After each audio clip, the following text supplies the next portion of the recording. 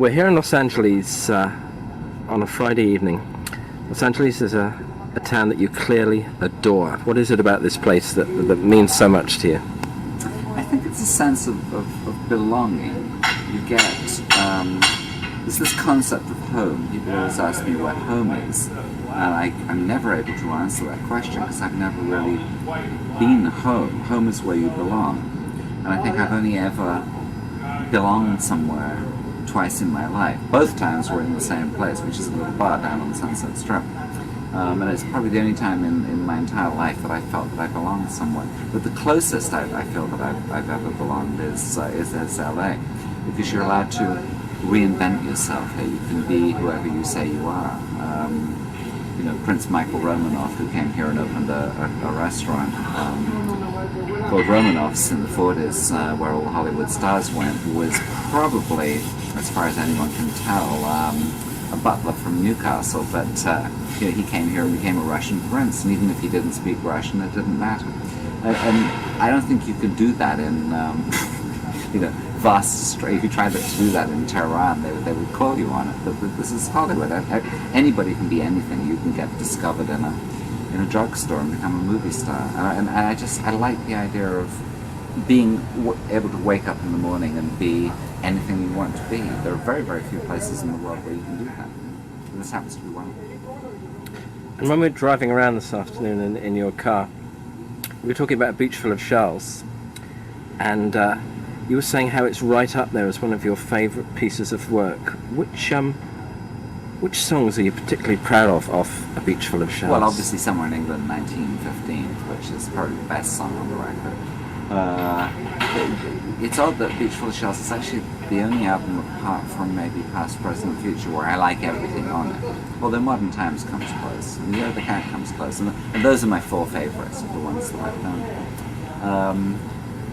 What else I like? I love Out in the Snow. No one else likes it. I like this line, the exhalation of an Arctic god.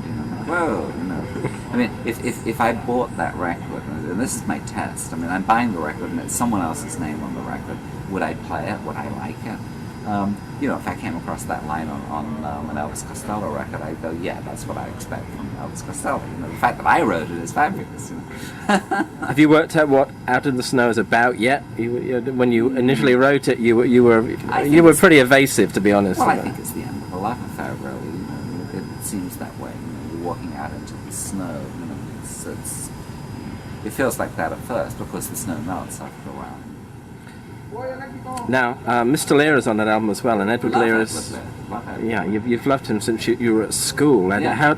How did you first discover Edward Lear? Can you remember? Oh, every schoolboy of my generation in England would read Edward Lear as something you came across, the Owl and the Pussycat and the Pobble Who Has No Toes. And I felt very sad that there was a song, a poem called The Dawn with the Luminous Nose, and he fell in love with a Jumbly girl.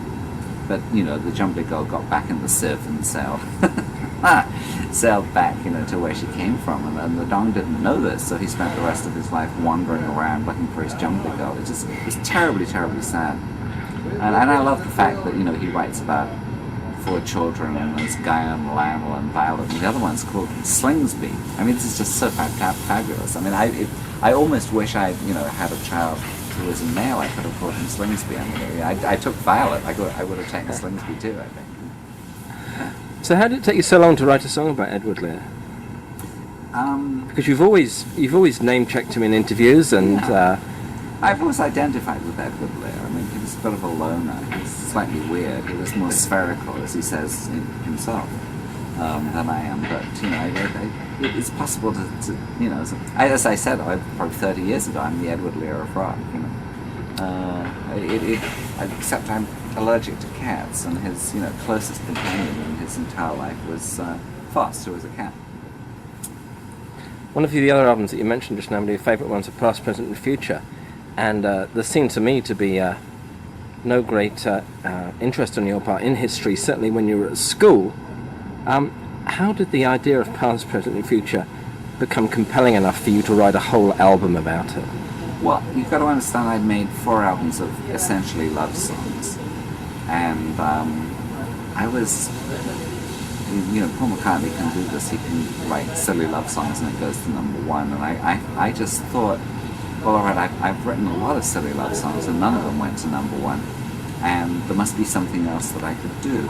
And really the only other thing I've ever had any interest in, well, at the time the only thing I was interested in was history. And I was reading tons of history books, and I was just like devouring history books. And I thought, why not? Why not do something on the 20th century? Like as an album concept. I mean, no one had done anything remotely like that. And I'd been particularly tied up with with Eastern Europe in World War II. I mean, I just sort of, I suppose I read 50 books before I wrote Roads to Moscow, and it was just a distillation of all the different books that I'd read. And it was, for me, it was very therapeutic to get away from writing long love songs. I mean, when I made Past, Present, and Future, I mean, I know I had the idea of writing, an even longer love song, like maybe a 40-minute love song instead of a 20-minute love song. But I just thought that's ridiculous. That way lies madness. I'll write about something which has nothing to do with me. I think that's good in a way because people who don't like singer-songwriters don't like them because they cross the street and they write down "I crossed the street," or they go shopping and they wrote I go shopping. When I wrote all these Last Day of June 1934 or whatever, I'm writing about these things have nothing to do with me, and it was very good therapy. It got me away from all that. Now, you've always been a fan of pop music and rock music. What were the first records you yourself actually went out and bought?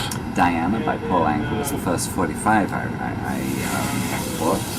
I bought a lot of 78s before that. I had Don't You Rock Me Daddy-O by Lonnie Donegan. I had a lot of EPs. EPs were big. They were like 45s that had 4 songs on for people who don't know. The Lonnie Donegan had an EP out that had Rock Island Line and John Henry and Digging My Potatoes and something else on it that I played all the time.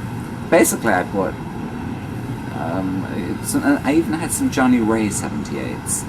I had Just Walking in the Rain by Johnny Ray. Johnny Ray's an interesting figure because he predates Elvis, but he's post Frank Sinatra. So when you look at Frank Sinatra, which is pretty much my mother's music, she was of the generation that liked Frank Sinatra, and I was of the generation that liked Elvis. But Johnny Ray is the missing link, I think, between Frank Sinatra and Elvis Presley. And so I had a few of his records. You mentioned Elvis. You're in the middle of reading that mammoth Peter Gerlich tome biography of Elvis. Yes. Were you a fan of Elvis, or is it more the social history side that you're going for? I had all those records. I bought all of them. Yeah, I mean, there are some amazing things on those records. I mean, the early ones, with Scotty Moore and Bill Black, fantastic things. But even as it went into the more, the more produced things, I mean, you listen to All Shook Up, there are no drums on it, I don't think. I mean, it sounds like it's someone hitting the packing case, and that's all there is. But the production is just amazing on All Shook Up, and you get there's some perfect moments. I mean, there are about 30 horrible movies, although King Creole was pretty good. But even in amongst all of that, there are some perfect pop moments. I mean, I think his latest Flame is a perfect pop record.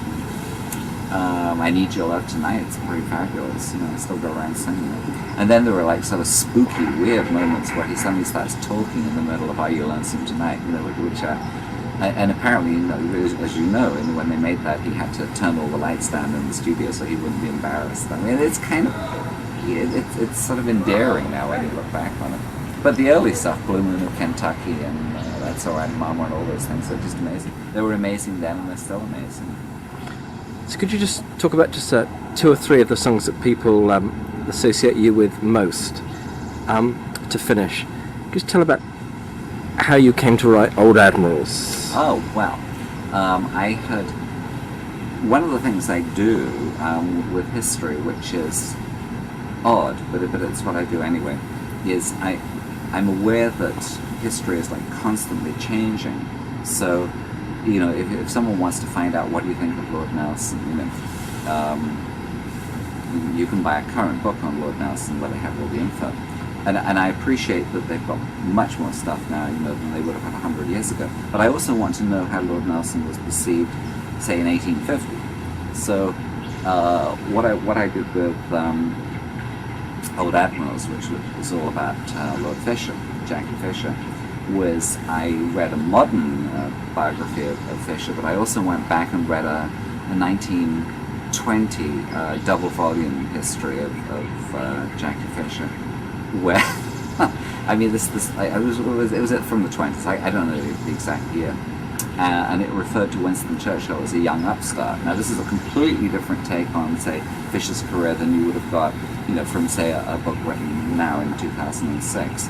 So because I wanted to get the people who were alive in his time, who were close to him, I wanted to know what they thought about him, as well as what people a long way away from him think about him.